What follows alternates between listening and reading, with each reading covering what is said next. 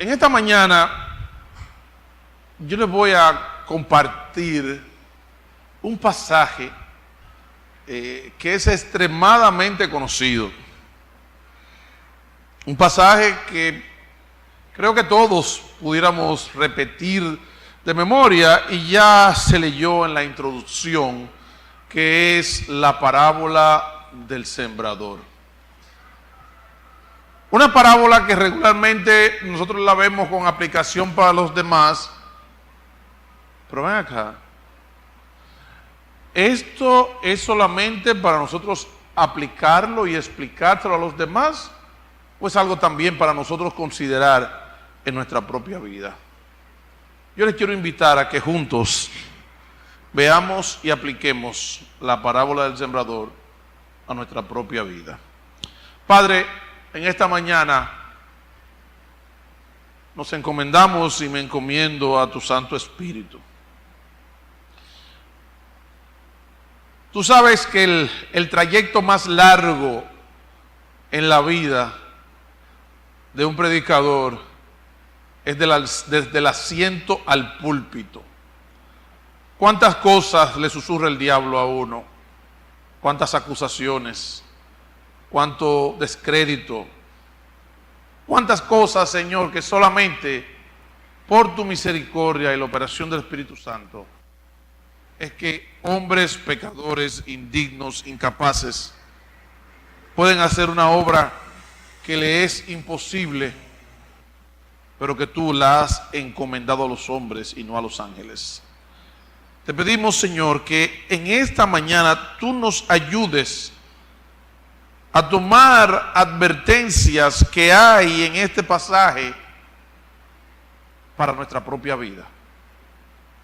Bendice todas aquellas congregaciones y hermanos y amigos que a lo largo de todo el país hoy se reúnen a celebrar la resurrección del Señor Jesucristo.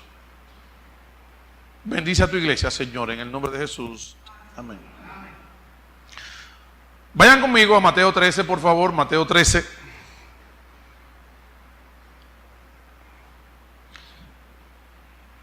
Y vamos a leer esta parábola.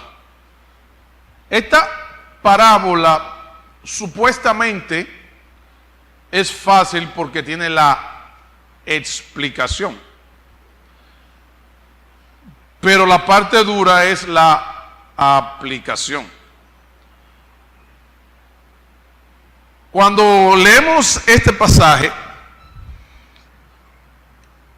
capítulo 13, versículo 1, nos dice: aquel día salió Jesús de la casa.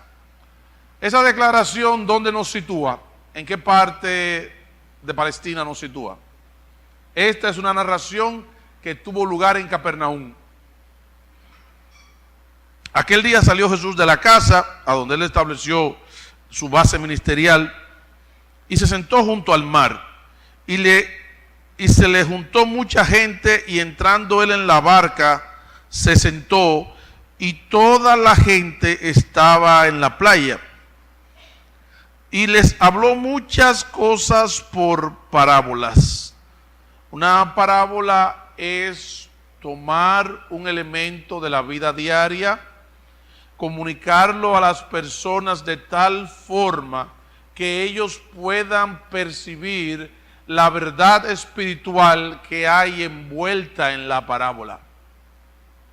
Entonces, la parábola tiene una enseñanza espiritual siempre. Esta supuestamente es más fácil porque, como en los libros de matemáticas, tiene la respuesta al final. Y les habló muchas cosas por parábolas diciendo. Y fíjense que como él introduce, el Señor, el mejor de los maestros, él no utiliza palabras rebuscadas ni sofisticadas. Él baja al nivel básico del pueblo para comunicar utilizando recursos que sean entendibles. Especialmente para una sociedad que en aquel entonces era dependía de la agricultura, dependía de la ganadería y no estaba industrializada, no pertenecía a la sociedad del conocimiento ni de la información. A veces cuando a mí me toca exponer frente a grupos de profesionales, yo tengo que romperme la cabeza para ver con qué palabra o ilustración rara yo le entro a esa gente que le llame la atención para que no me desechen en los primeros 2 minutos. Pero el Señor Jesús, que no está interesado en impresionar a nadie y que está dispuesto que al que vino sin interés se vaya con las manos vacías, pero que al que vino con interés reciba la bendición de la enseñanza, Él toma un elemento muy comprendido para todos. Él toma la figura del sembrador. Y nos dice aquí, he aquí, el sembrador salió a qué. ¿Qué es lo que hace el sembrador? ¿Y a qué salió el sembrador? A sembrar.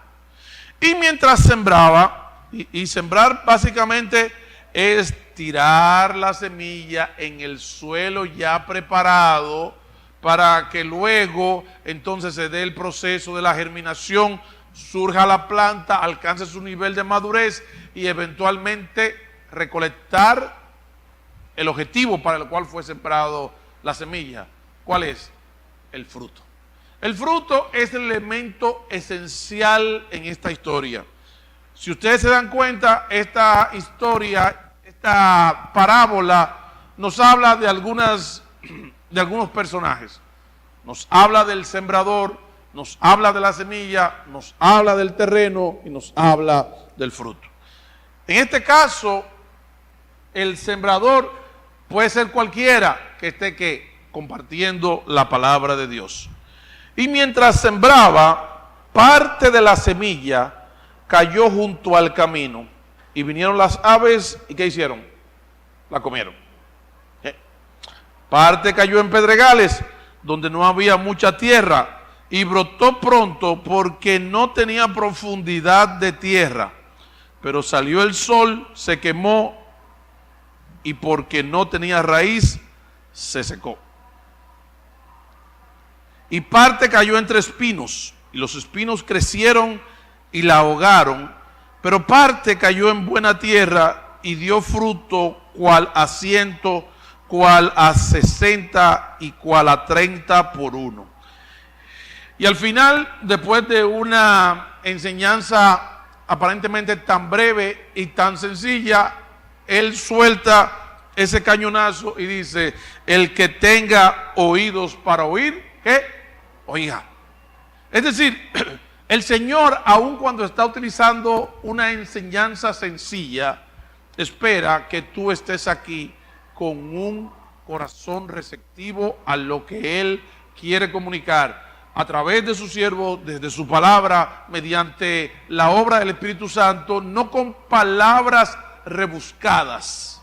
Hay veces que yo estoy oyendo personas cuando voy en el carro con mi esposa, algunos de esos comentaristas, de esos especialistas que hay en la radio resolviendo todos los problemas del universo, y hay veces que ellos utilizan alguna palabrita rara. Entonces yo les digo: mira, oye esa palabrita, para ponerla como ahí en el baúl, para cuando uno tenga que dirigirse a personas supuestamente cultas. Pero aquí el Señor quiere dirigirse a tu corazón. No pensemos en que si el predicador me impresiona. Tampoco pienses en la profundidad del mensaje. Dispón tu corazón para escuchar la palabra de Dios y llevarte la bendición. Entonces, oigan, les dije que esta era una parábola fácil, ¿verdad? Supuestamente. Pero no tan fácil, porque en el versículo 10 se acercaron los discípulos, le dijeron: oye, Señor, ven acá, ¿y por qué tú se la pones tan dura a la gente? ¿Por qué tú les hablas en parábolas?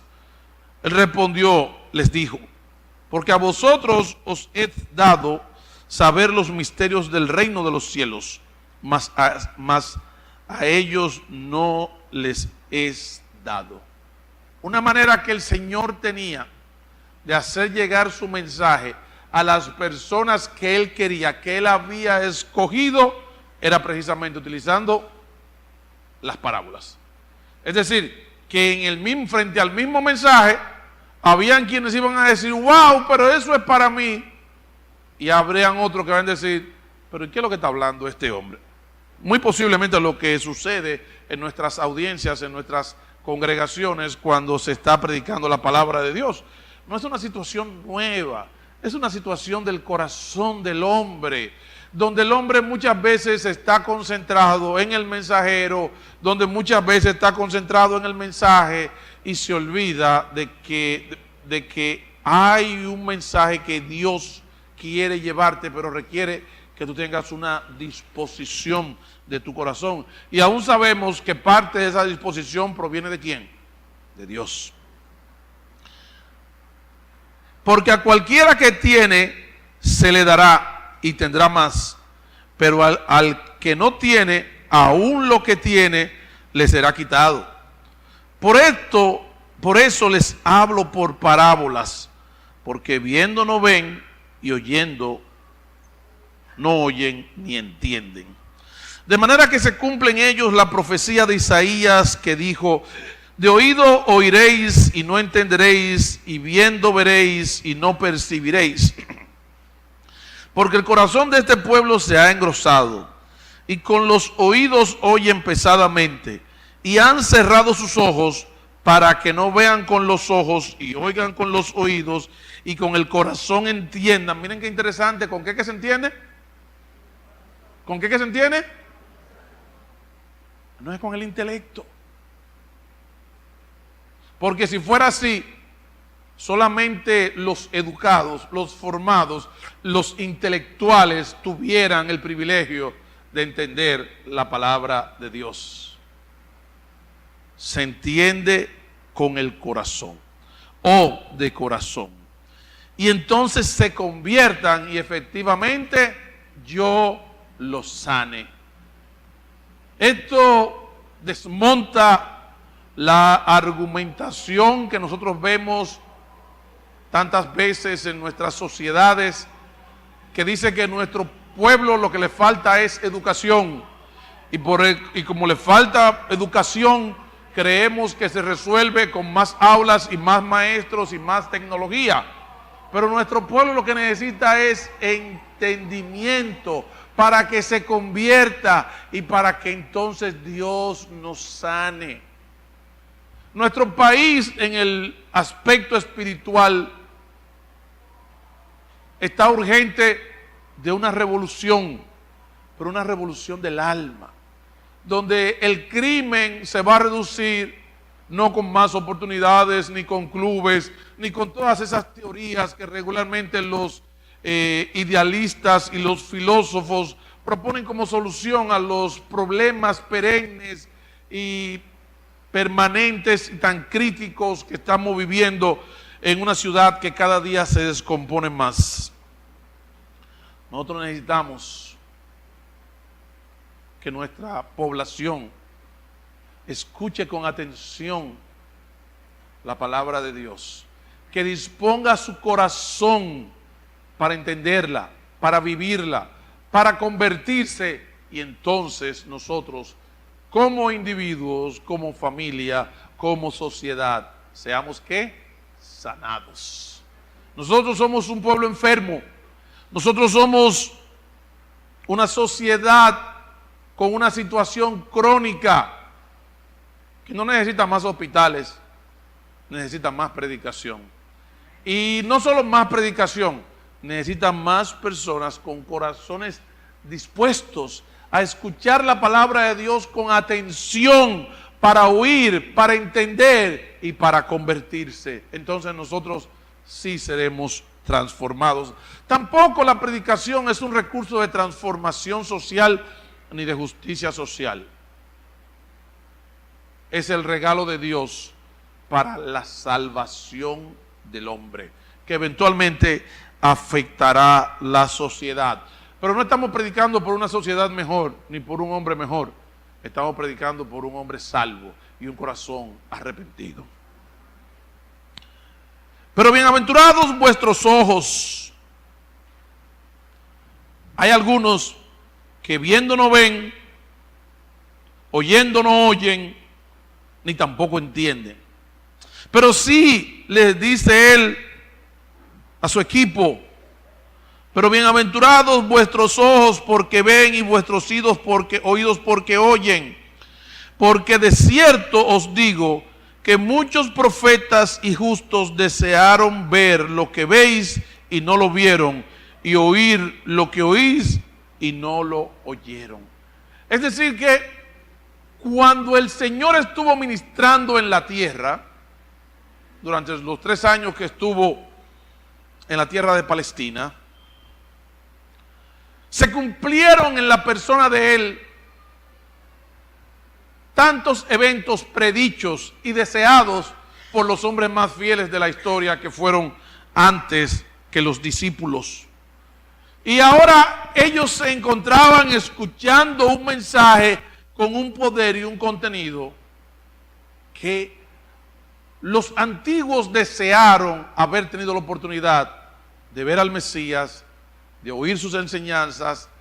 Inclusive muchas de las cosas, nos dice Pablo en otra de las epístolas, que los ángeles deseaban entender y miraban como quien se está empinando para decir cómo es que el Señor le va a dar la salvación al hombre y va a resolver una serie de problemas más que habían en lo relativo a los linajes y esas cosas. Oíd pues vosotros la parábola del sembrador. Una parábola que si hubiera sido tan sencilla, él hubiera dicho: no, pero ponte en eso, no, ponte duro, concéntrate que tú lo vas a entender. No, esta parábola, aún sencilla, requiere de una explicación. Y el Señor nos da la bendición de que nos explica esta parábola. Esta parábola nos habla de 4 tipos de terrenos, que nos representan 4 tipos de personas y su reacción para con la palabra de Dios. Oíd pues vosotros la parábola del sembrador. Esta es una explicación que no la escuchó todo el mundo. Inclusive los que estaban ahí se fueron en blanco, pero nosotros nos quedó registrada. Nosotros somos más afortunados que los que la vieron, porque aquí escuchamos una explicación que él le dio en privado. Y él empieza a explicar: cuando alguno oye la palabra del reino y no la entiende, viene el malo y arrebata lo que fue sembrado en su corazón. Este es el que fue sembrado junto al camino. ¿Qué es lo que pasa en el terreno donde se camina? Donde hay un camino, donde hay una vereda, donde la gente transita regularmente. ¿Qué pasa con esa tierra? Que esa tierra está bien compacta, está apisonada. Y a diferencia de cuando la semilla cae entre el surco o en los orificios donde debe caer, que se ha preparado, bueno, mira, ahí cayó en un lugar sin vida. Y el gran peligro que tiene la semilla cuando cae junto al camino es que es susceptible, es muy visible. Y las amenazas que hay, sean las aves, sean los animales, pero mayormente las aves, ¿qué hacen? Fácilmente van y ¿qué? Y se la comen. Y él da la explicación de que este es el que fue sembrado junto al camino. Definitivamente, cuando leemos este pasaje, nosotros podemos ver que básicamente hay 2 grupos de personas o 2 grupos de reacciones. Los que escucharon y no dieron fruto, y los que escucharon, entendieron y dieron fruto. Entonces, no necesariamente estamos frente a un ciclo o fases por la cual tiene que pasar una persona hasta que cree. Pudieran ser pudieran ser momentos únicos y singulares en la vida de la persona. Es decir, que hay personas que inclusive se van a quedar y no van a entender nunca, porque la naturaleza del terreno que ellos representan es un terreno difícil, duro, seco, que no ofrece protección ni las condiciones para la vida. Y aquí cuando vemos este pasaje, vemos que la gran debilidad que tiene este terreno cuando recibe la semilla, que es la palabra de Dios, es que simplemente no la retiene y fácilmente es arrebatada.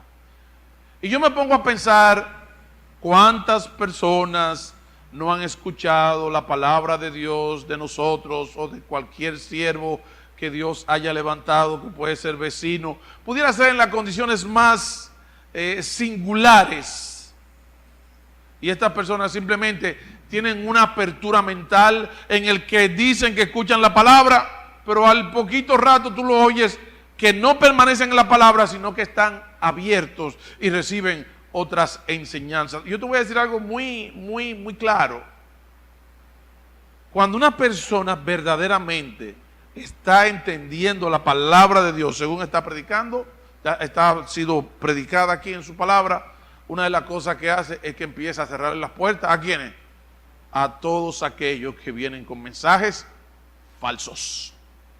Porque ellos tan pronto escuchan que una persona está recibiendo la palabra de Dios, o te quieren vender la libretica, o te quieren llevar una revista, o te quieren hablar de la salud, o te quieren hablar de un sinnúmero de cosas, pero inmediatamente. Y una persona que simplemente no ha entendido la palabra de Dios, que simplemente dice, ay, qué bonito, y usan esta palabra, esta declaración, no, porque yo escucho a todas las religiones. ¿Tú sabes por qué? Porque algunos de esos lo que vienen es a arrebatar lo que tú has recibido como la palabra de Dios. Y esto no significa que en algún momento un creyente no pueda ser confundido temporalmente en cuanto a la doctrina, pero hay una actitud que nosotros sí debemos tener y que debemos ser cautos. Si yo entendí la palabra de Dios, yo no voy a permitir que ninguna ave del cielo venga aquí a distraerme, ni le voy a abrir las puertas de mi casa, ni siquiera voy a permitir que en el perímetro que yo controlo esa persona tenga ningún tipo de acción. ¿Por qué? Porque esas son aves del cielo enviadas ¿por quién? Por el maligno. ¿Para qué? Para llevarse la semilla.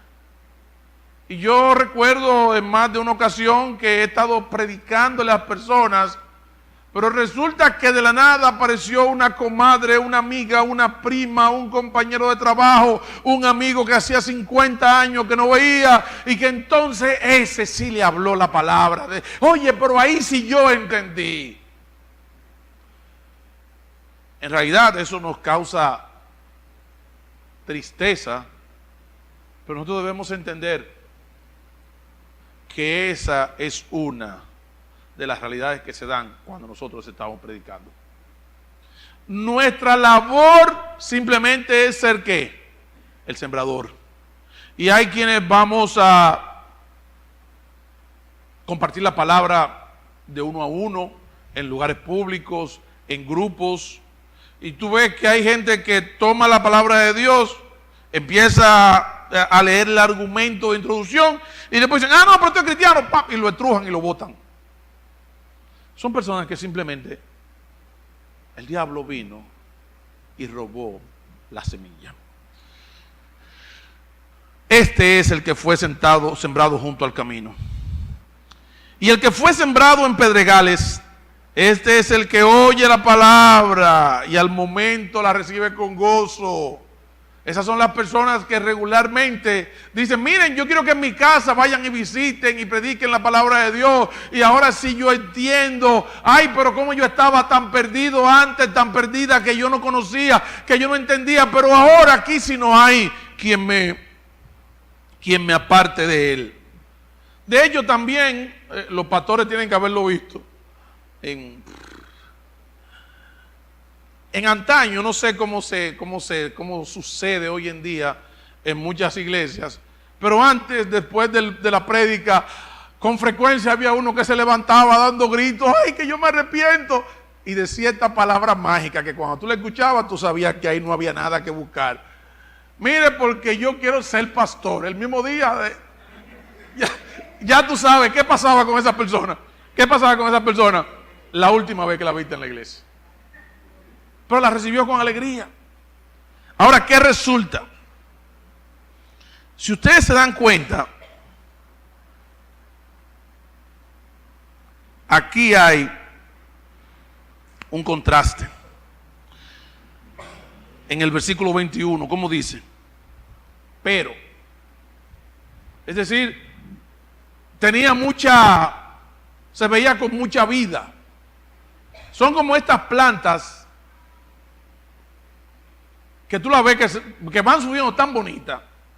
Mira, ahora mismo yo estoy enamorado de una mata de auyama que hay en el patio de mi casa. ¿Sabe que las mujeres cuando cocinan y cuando friegan tiran esa agua y hay una semillita que germina y echa vida? ¿Y saben algo?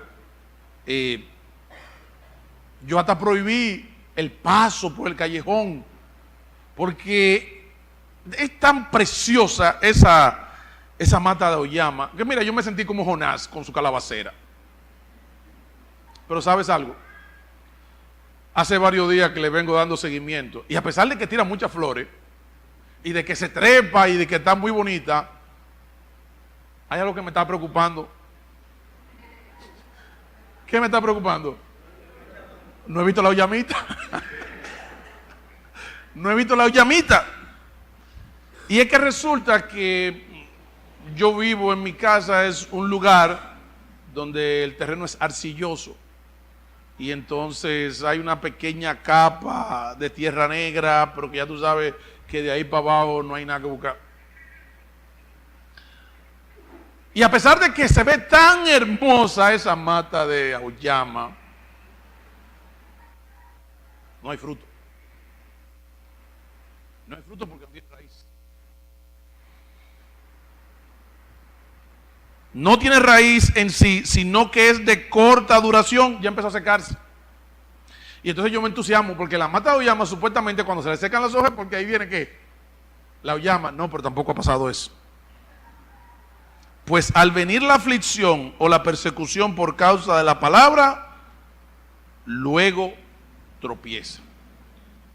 Y tú sabes algo, muchas veces en la vida de las personas, un acercamiento a la palabra de Dios, una apertura, va a estar seguida de persecuciones, de problemas, de situaciones en el trabajo. Y lo que dice mucha gente es, ay no, que yo estaba muy bien, pero de que yo me metí a esto, de que yo estoy escuchando a esta gente, de que me recibe, desde que yo recibo lo convertido, mira, se me han caído todos los palitos. ¿Y saben lo que dice la gente? Yo me voy a quitar de eso. Me voy a quitar de eso porque me trae problemas o si no tengo que concentrarme en lo que son mis propios asuntos.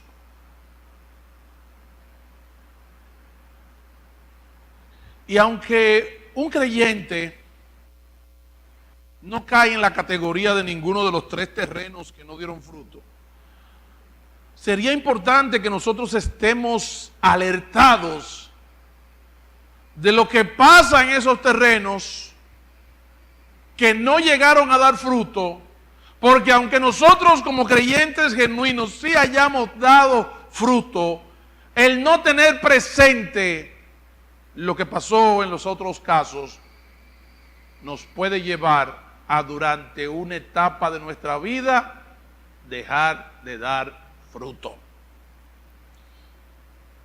Un asunto es nunca dar fruto. El que no es creyente, ¿cuándo da fruto? Nunca. Pero nosotros pudiéramos ser confundidos, reaccionar de manera inadecuada y empezar a vivir vidas infructuosas. Inclusive, no son pocos los que han sido rescatados por la labor pastoral hermanos que han sido fieles entre nosotros, pero que cuando ha venido el momento de la prueba, se resienten y lo primero que hacen es que dejan de congregarse con nosotros. Con esto no estoy diciendo que quien esté flaqueando en este momento no sea creyente. Pero si tú estás flaqueando en medio de la tribulación, en medio de la persecución, por causa de la palabra de Dios, yo te animo a que consideres que ese es el actuar de los que no conocen a Dios. Y que por el contrario, está poniendo en evidencia que tiene poca raíz. Entonces, ¿sabe qué? Profundiza en la palabra de Dios. Por eso Dios nos da su palabra para que nosotros, ¿qué? Profundicemos. Porque si la vida fuera perfecta, si la vida fuera ideal, si la vida fuera como a veces nosotros la concebimos en las redes sociales, yo no veo a nadie dando grito. Todo el mundo en las redes sociales, ¿cómo está? Sonriente. Miren, el colmo de las redes sociales es que la gente va a un entierro y se tiran una foto. Aquí está el frente y le tiran una foto sonriente. Porque es el mundo de ilusión. Es el mundo que hasta en el dolor nosotros queremos comunicar que nos la estamos comiendo. Entonces, cuando viene la aflicción, nosotros nos cuestionamos muchas veces nuestra fe. ¿Y qué hay que hacer con el que está débil? ¿Qué hay que hacer con el que está débil? Acabarlo. ¿Qué hay que hacer? Orar por él. Y con espíritu de mansedumbre, ¿qué? Restaurarlo. Restaurarlo. Porque todos necesitamos corrección en algún momento. Y muchas veces cuando nosotros empezar a manifestar compromiso con la palabra de Dios, se vuelve evidente, esto nos va a traer preocupación. Y nos va a traer persecución. Entonces tengamos mucho cuidado. Pero realmente yo quiero concentrarme en el versículo 22. Yo quiero concentrarme en el versículo 22 porque de todos este es el más sutil, este es el más peligroso, este es el que tiene la particularidad que viene de adentro. El problema de nuestro enemigo interno, de nuestra carne, ese es el más fuerte y creo que es el que está haciendo más daño en la iglesia del Señor Jesucristo. ¿Por qué? Porque aunque estamos viendo lo que sucede en un corazón no regenerado, muchas de estas cosas persisten en nuestra vida. Y el mismo Señor nos llama para que no vivamos en el afán y en la ansiedad y para que no persigamos las riquezas. Versículo 22. El que fue sembrado entre espinos, otro tipo de terreno, este es el que oye la palabra, fantástico, pero el afán de este siglo, ay papá, ahí ya, yo le preguntaba al hermano qué tiempo tenía hoy, domingo en la mañana, me dijo como 45 minutos, yo empecé a las 11, pero tengo que recoger a mi esposa a la 1, de manera que puedo explicarlo libremente este pasaje. El afán de este siglo. ¿Qué es el afán de este siglo? Mira, el afán de este siglo pueden ser muchas cosas genuinas en las cuales nosotros ponemos nuestro interés, pero que nos desvían la atención de la palabra de Dios y nos roban nuestro compromiso en su servicio.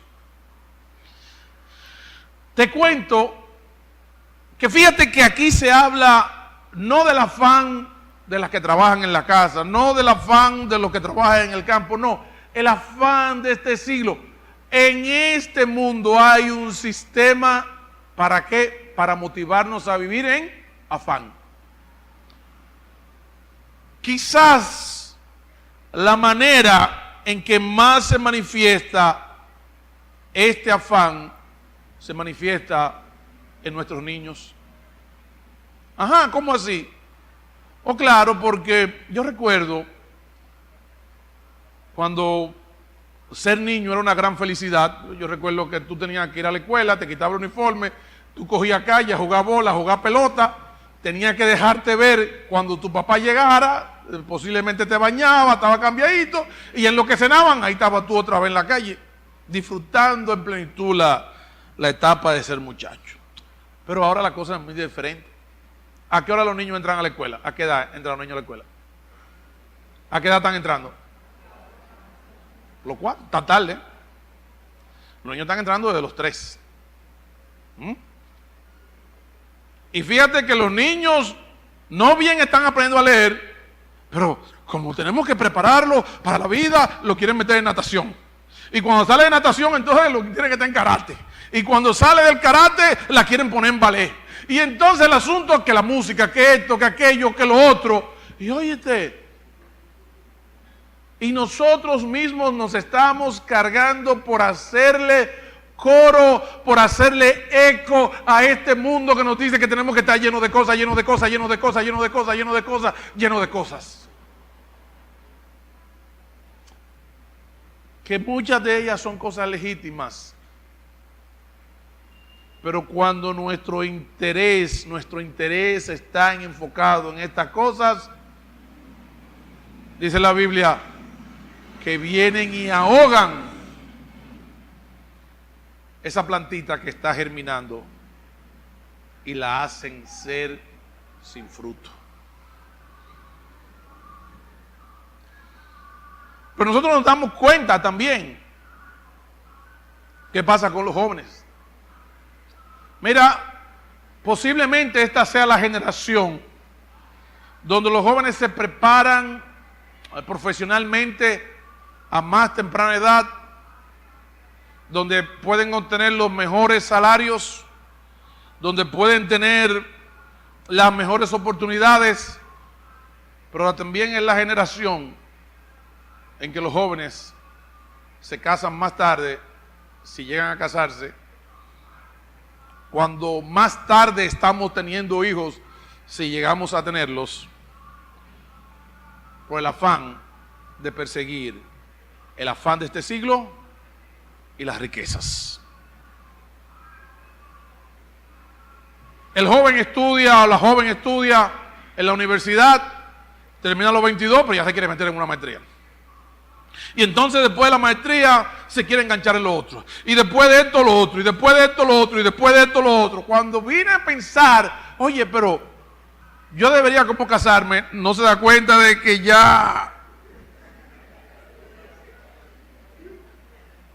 se le está haciendo tarde y el reloj biológico te dice ya, no venga a buscar que ya yo no doy hijos.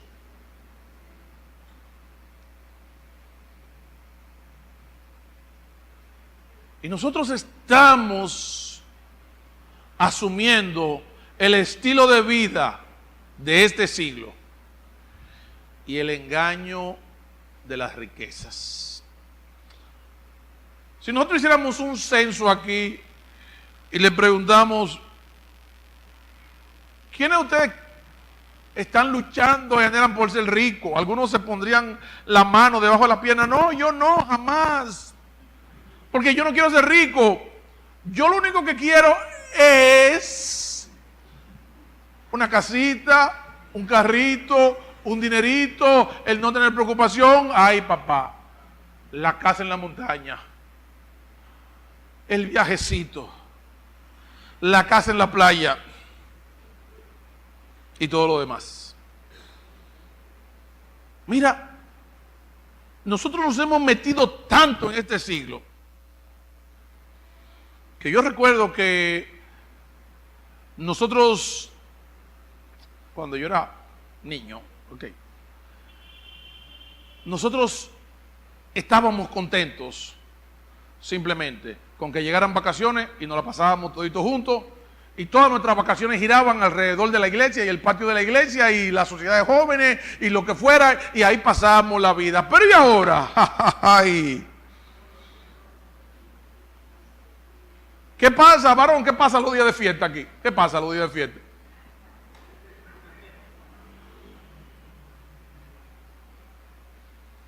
Los días de fiesta las iglesias están vacías porque la gente está metida, ¿qué? En el afán de este siglo. Y que, bueno, ya hay gente que está comprometida para el año que viene.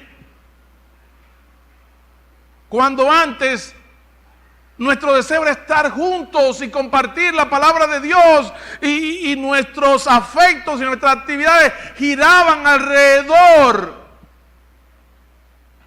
de la iglesia, del mundo cristiano.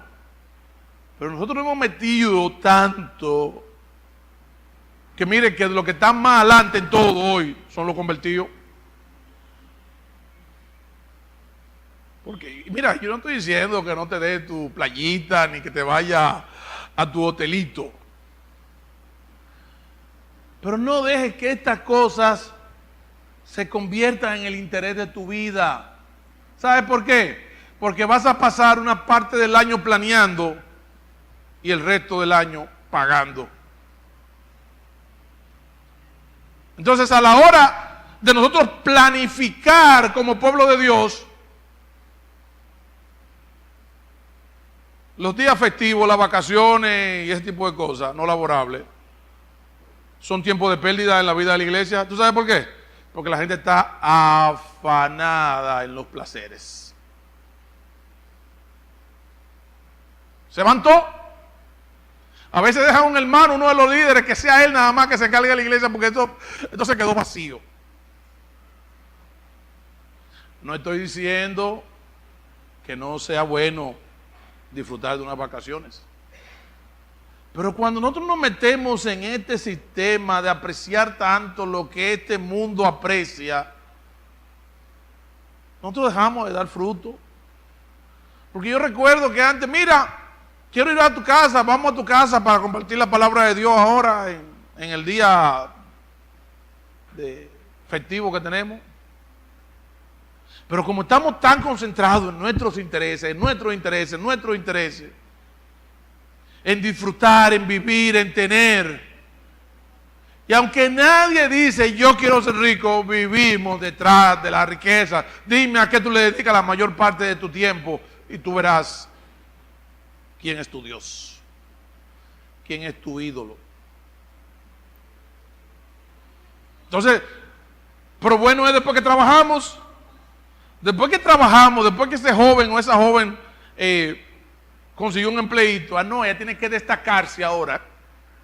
Tiene que destacarse, y tiene que coger seminario, y tiene que coger diplomado, y tiene que buscar certificaciones, y tiene que rendir, porque es un mundo de rendimiento, y el que no está empujando el carro, lo que hace es que lo dejan fuera, y entonces vivimos de afán en afán, en afán, de afán en afán, en afán.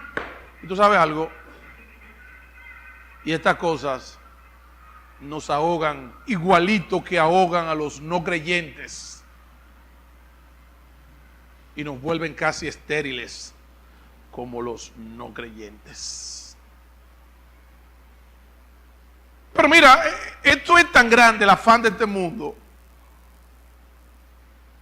que hay damas que teniendo servicio en su casa, ella dice, no, yo no puedo ir los domingos a la iglesia porque los domingos en la mañana es que yo lo cojo para lavar la casa y echar agua porque yo soy que sé lavar mi casa y echar agua. Y aunque hay una máquina lavadora y aunque hay secadora, no soy yo misma que tengo que hacer esto. Y se embullen en este proceso de afán interminable. De manera muy interesante, en los dos terrenos anteriores, venía el malo y arrebataba. O venía el sol y quemaba. Pero tú sabes cuál es el flujo, de dónde sale el afán por este siglo y el engaño a las riquezas. No vienen de afuera hacia adentro, ¿no? ¿Vienen de dónde? De nuestro corazón hacia afuera. Por eso es que cuando yo vi este pasaje, primero me sentí retratado, ¿ok? Me sentí retratado. Pero también pensé en mis hermanos que están luchando y atrapados en tantas cosas como estas.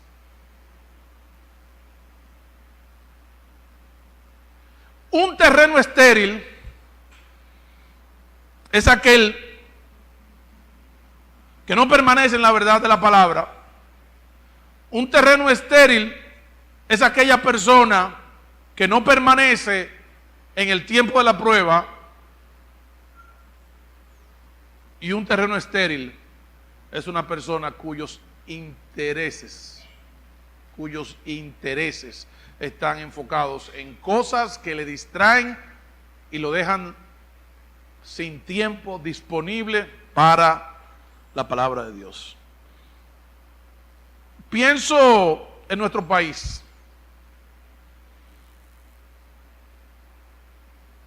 Que una de las cosas en las que nosotros invertimos tanto esfuerzo y afán están en los famosos carros. Al principio nosotros compramos un cacarón de carro que apenas prende.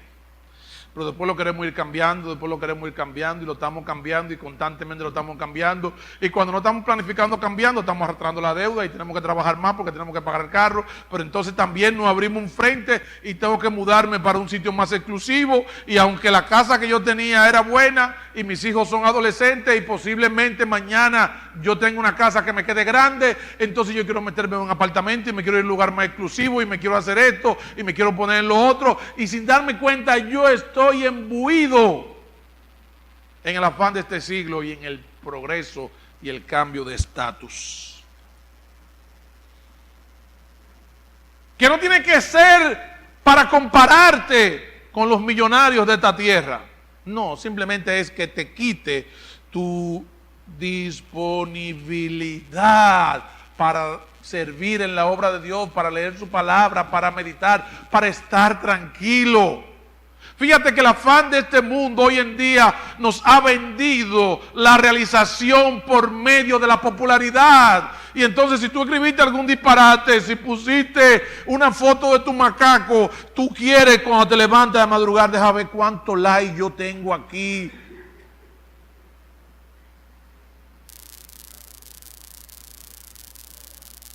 Los teléfonos deberían dejarse en la sala. Porque cuando uno se despierta que va al baño a cambiar el agua a los peces, ¿verdad? Que uno hace, ¡pam! Y ahí viene, tú eres médico, tú eres policía, tú eres bombero, pero es parte de este afán que nosotros hemos adquirido, estamos metidos en eso. Algunos quieren transmitir el culto en línea, pero tú quieres que te diga algo. Cuando nosotros caemos en ese rollo, en esa red, nosotros pasamos a tener vidas infructuosas. No es que dejamos de ser creyentes, pero se reduce nuestro fruto. Entonces, ¿qué tiene que hacer el Señor? Tiene que mandarnos la prueba para despertarnos. Okay. Versículo 26, Versículo 23. Mas el que fue sembrado en buena tierra, oigan, este es el que oye. Todos oyeron, ¿verdad que sí? ¿Cuánto entendieron? Ninguno. Pero el que fue sembrado en buena tierra, este oye, entiende y ¿qué? Y da fruto. La diferencia entre un creyente y cualquiera de los otros terrenos que están ahí, que no dieron fruto, está en eso. Y quizás una de las cosas que deberíamos hacer es preguntarnos, pero yo soy creyente. Porque a veces podemos estar viviendo como cualquiera de estos terrenos. Pregúntate, ¿tú has dado fruto? ¿Ha habido transformación? ¿Ha habido cambio en tu vida? Porque si tú eres de estas personas que viven en un éxtasis espiritual permanente, pero no hay fruto, entonces tú eres cualquiera de los otros dos terrenos, de los otros tres terrenos. Pero posiblemente también, querido hermano, tú hayas caído en algún tipo de distracción y te hayas olvidado que tus intereses deben radicar en la persona del Señor. Y no, hay tantas cosas buenas que hay en este mundo. Hay madres que son anegadas con el cuidado de los hijos. Se levantan a las 5 a cocinarle y cuando vienen, ahí está la comida y después le lavan la ropa y después hasta la tarea le hacen a los muchachos. Eso está fantástico. Pero puede producir una vida infructuosa. En las empresas se tiene como modelo a mujeres que han pospuesto la maternidad al fin de lograr el objetivo y el reconocimiento. Qué locura. Cuando esa empresa la tira para arriba, entonces nada más dicen, ay, y yo que pospuse tal cosa en mi vida. Ah, porque dejaste que estas cosas se convirtieran en ídolos en tu vida. Pero también, hermano, si tú has dado fruto, no es que tú te compares con otros que dan más fruto que tú. No, lo importante es que tú des fruto y que puedas tú mismo ver el testimonio de la obra de Dios transformándote y tú sirviendo y estando disponible para la obra de Dios.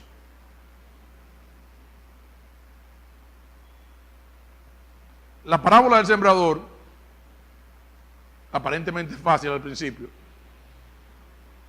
requirió de una explicación de parte del Señor y demanda de la operación del Espíritu Santo para que ministre nuestra vida y una actitud de atención y de interés de parte de nosotros para poder aplicarla. Que el Señor les bendiga. Padre, te damos gracias por tu palabra y te pedimos que tú nos des espíritu de discernimiento y espíritu de arrepentimiento. Mira, Señor, estas aves que vuelan alrededor de nosotros, que dicen que quieren compartir una verdad, que nos quieren abrir los ojos de cómo es verdaderamente el mensaje de tu Hijo Jesucristo. Señor, aléjalo de nuestra vida, pero también ayúdanos nosotros a alejarla de nuestra vida, a no prestarle atención a este tipo de campaña malsana y diabólica porque procede del diablo. Como también te pido, Señor, por todos aquellos que en medio de la prueba hemos considerado el soltar la toalla. No, Señor. Anímanos de nuevo.